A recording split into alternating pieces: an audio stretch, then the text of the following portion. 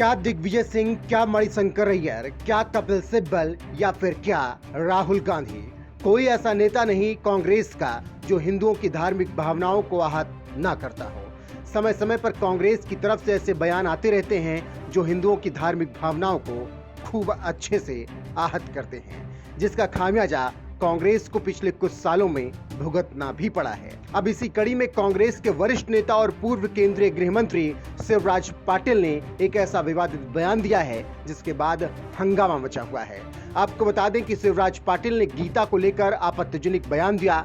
शिवराज पाटिल ने राष्ट्रीय राजधानी दिल्ली में बैठकर महाभारत का जिक्र करते हुए हिंदुओं के इष्ट देव भगवान श्री कृष्ण का जिक्र कर महाभारत में जिहाद खोज निकाला, जिसके बाद बवाल मचा हुआ है। यहाँ पर कहा जाता है कि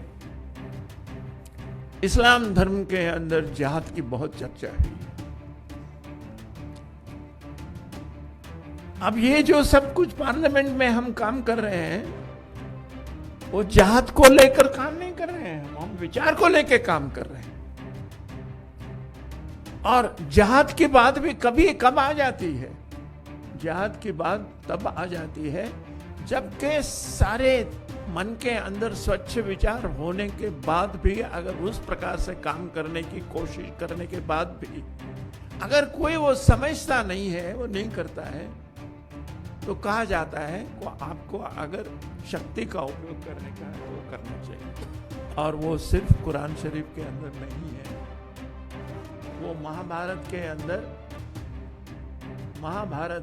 अंदर जो गीता का जो भाग है उसके अंदर भी श्री कृष्ण की अर्जुन को भी जिहाद की बात ही कही। शिवराज पाटिल के इसी बयान के बाद हंगामा बरपा है। बीजेपी लगातार कांग्रेस पर हमलावर है और सवाल पूछ रही है। इसके अलावा विश्व हिंदू परिषद का भी गुस्सा इस पूरे मामले पर फूट पड़ा है। शिवराज पाटिल के बयान पर बेहप के संयुक्त महामंत्री डॉक्टर सुरेंद्र जैन कांग्रेस को ढोंगी बताते हुए जमकर उस पर हमला करते हुए नजर आ रहे हैं।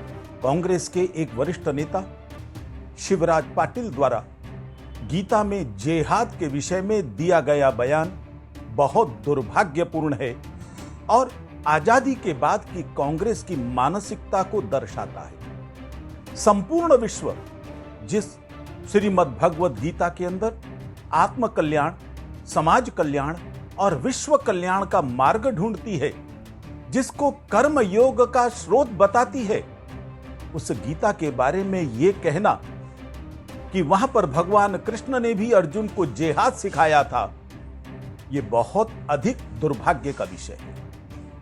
ऐसा लगता है कांग्रेस के नेता न जिहाद को समझते हैं, न भगवद गीता को समझते हैं, केवल निजी स्वार्थों के लिए मुस्लिम तुष्टीकरण के रास्ते पर चलकर ये किसी भी सीमा तक जा सकते हैं।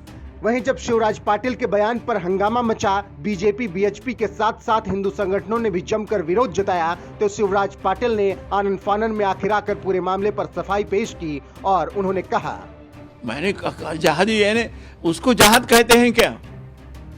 अगर कृष्ण ने अर्जुन को लड़ने के लिए कहा तो उसको जहाद कहेंगे क्या आप ही कह रहे हैं। उन्होंने कहा कि तुम, वो बार बार बोलते हैं कि कोई अगर लड़ाई हो रही है तो उसको खत्म करने के लिए उनसे बात करो। और यही जो है ये कुरान शरीफ के अंदर वही बोला है और ये बाइबल है वही बोला है। और ये बाइबल के अंदर दोनों भी किताबों के अंदर उन्होंने ये बोला है, कुरान शरीफ में ये बोला है कि कोई आदमी बोलता है कि भगवान एक है, उसकी मूर्ति नहीं बनाना। उसका गीता के अंदर क्या बोला है कि भगवान का रूप नहीं है, भगवान का रंग नहीं है, भगवान का आकार नहीं है, ऐसा उन्होंने बोला है। तो फिर भगवान कौन है? हमारे दृष्टि से, साइंटिस्ट की दृष्टि से भगवान बोले तो एनर्जी है, अच्छे काम करने की एनर्जी है भगवान बोले तो। फिलहाल ये कोई नई बात नहीं है कांग्रेस के नेताओं की। इसी तरीके से वो हिंदुओं की धार्मिक भावनाओं को लगातार आहत करते रहते हैं, लेकिन बीच बीच में सफाई पेश कर वो अपना हाथ भी खींचते रहते हैं। बहरहाल जिस तरीके से इस पूरे मामले पर कांग्रेस का विरोध हो रहा है वो ये बताने के लिए काफी है कि कांग्रेस की विचारधारा आज भी नहीं बदली है और वो तुष्टीकरण की राजनीति ही कर रहे हैं। फिलहाल कांग्रेस के नेता ऐसे बयान देकर ये भी बताने की कोशिश कर रहे हैं कि उनके नेता राहुल गांधी अकेले कितना भी भारत जोड़ लें, वो इस तरीके से बयान देकर भारत तोड़ने का ही काम करेंगे।